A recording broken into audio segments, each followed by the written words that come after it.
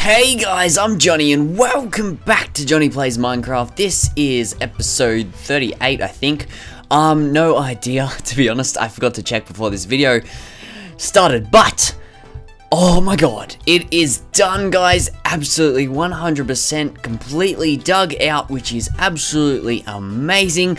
And oh my god, I'm gonna give you a quick run around here as I explain a few things before we jump into today's episode, and just kind of explain what's going to happen. So I was going to flood it at the start of today's episode because I literally just finished digging out over this corner. I'll get over there in a second. I was going to chuck the signs across and get all the signs in and flood it this episode, but this episode we're going to be working on the witch farm right in the center, and I didn't think it'd be very convenient to have water all over that place when we have to try and build it. So we're going to build that today, and next episode we're going to flood the thing and it's going to look awesome. So the whole thing's now dug out, and this corner here, oh my god, took me forever. I spent like 4 hours I reckon last night doing most of this corner here, which was the tallest corner, and then I spent like all of today doing the rest, and I finally got it done now. And I'm just so happy. So everything's done and it's looking good. There's a few like coal and stuff in the walls that I might eventually get later, and some iron stuff. There's some coal in the ground as well, which I need to pick up as well. But I'll get that all later. It doesn't really matter. I've got absolutely tons of it. In terms of the water and how I'm going to do this, because this kind of lake here is a bit too big to kind of cover up.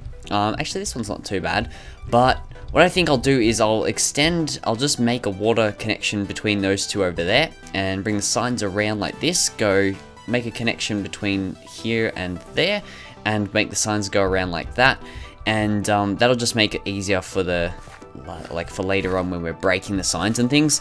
And in this side here as well, because this is the other thing I need to work out, is I joined these two together as well before, and I didn't. I'm going to bring the signs around like this and then probably just go straight across here to the wall and take out all this dirt, just because otherwise it's a bit of a waste of signs just to come around to this section. But I'm going to get all that done between now and next episode. So we're going to break the water next episode, which is going to be awesome. But what I'm going to do now is I've got to prepare myself a little bit more to start this witch farm. And what we're going to do is we're going to start it now. We're just going to get straight into it. So I've got to move these chests out of the way, and I've got to move everything away from this hut, like from directly in the hut. I broke a lot of these chests and just let the items despawn because I realized I didn't really want them after all. A few of these I've got like grass and stuff in them. I want to keep as much of the grass as possible, but all the other things, like, they can really go. I don't really need them, I don't think. So for example, this chest here can be broken, and I'm just going to let all the items despawn. I was going to keep a bunch of the cobblestone to smelt into stone, but I don't think I'll do that much either. But yeah, I'm just going to get prepared a bit more, and then when I get back, we can start the witch farm. Alright guys, so moved everything away from the witch hut now. Now there is nothing in there. Actually, there might be one flower pot, which I might just take out right now. So yeah, moved everything away. I've kept this here because I've watched the witch farm tutorial once, and it's just a bit easier to keep this here for now. So I'm going to kind of do this in stages because, like I said, I've only watched the tutorial once and I don't exactly know everything I've got to do. So what I'm going to do is I guess there's kind of like a few stages to it. So the first one, the way it's going to work is there's going to be platforms that the witches will spawn on, and once they spawn on there, there's going to be like a detection, and the whole platform will get shifted and the witches actually fall through. So I can give you a better demonstration when we actually build it, but to start with, I'm going to build up. The first thing I'm going to do is build the platforms, and then kind of maybe do like the wiring and stuff, and like I'll do the platforms, come back, show you, do the wiring, come back, show you, and then everything else that has to be done, kind of do that kind of thing as well. And yeah, but there's a lot of things I want to do to this kind of farm as well. So we'll probably take next episode as well to do some work on it, more down in like the storage area of it and the collection zone. And yeah, so I'm just going to get straight into it. It's been about 5 minutes into the video already, so I just wanted to head straight into it. But I just wanted to ask you guys quickly, if you do go on to enjoy this video, if you could actually hit that like button, it would help me out a lot. I mean, just for the fact that I have dug out a heck of a lot, and the preparation and time that's gone into preparing this video has been incredibly, like, heaps and crazy. So if you could help support this video, it'd be really appreciated. And I'll see you guys in a bit when I've got a bit more work done. Alright guys, so I've got something to show you. I just finished part of it over there. You probably just saw some of it. And I came over to make some fences, and I was gone for like 20 seconds, and I turned back around, and there's already bloody witches up there. Have a look at them. There's like 5 witches up there already, and they're already spawning up there, and I was only going for like 20 seconds. But at the moment, what we've done is we've made 2 spawning pads where the witch farm used to be, where the witch hut used to be, sorry. So I think it's looking a lot better, don't you? And up the top here we've got this big platform which makes the whole area dark.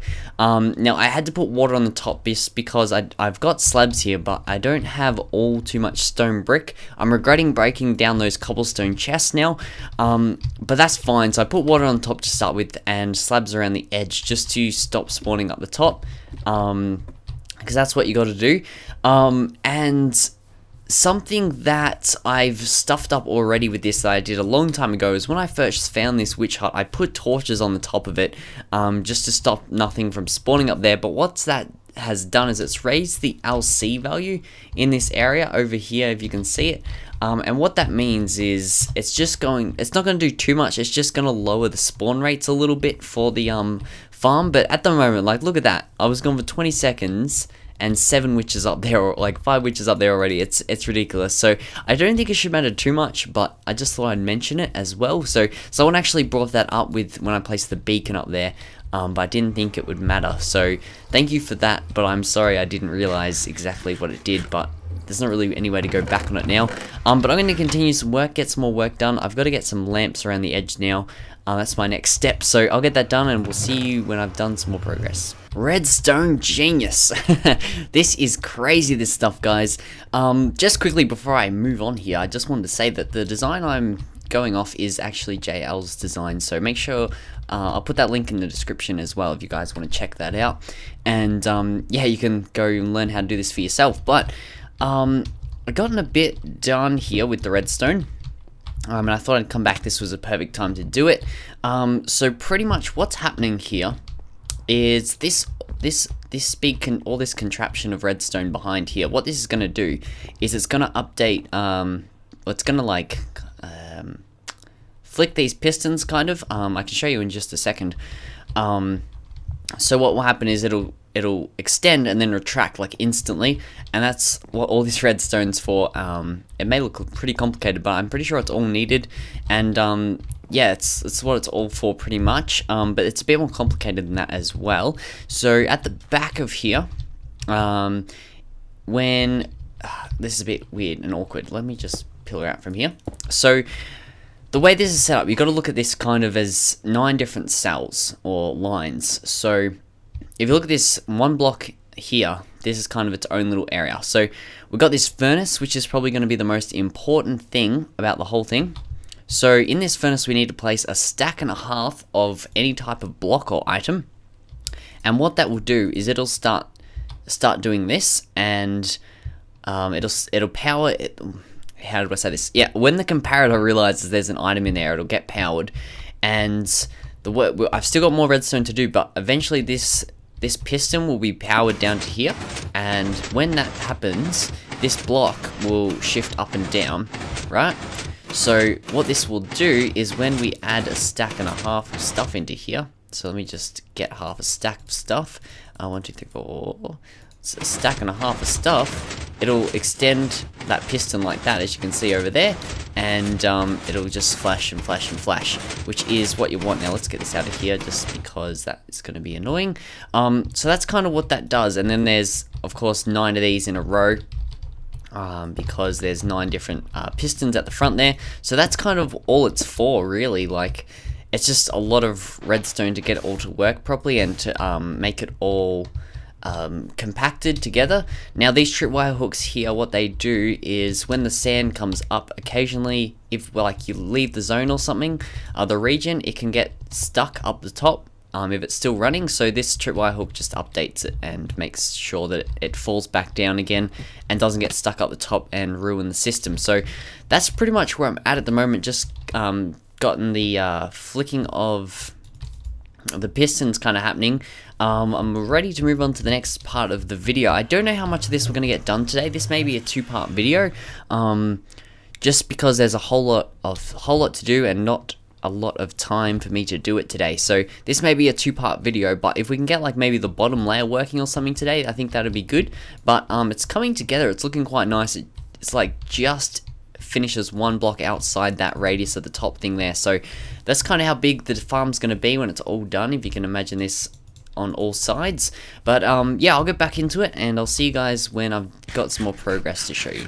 Alright guys, so welcome back and we're ready to wrap things up I think for today's video. We've gotten half of this done and I'll kind of show you how it works now. Well, it's not working yet, but it's getting pretty close. Let me just quickly kill this slime or shoot him down because he's really loud.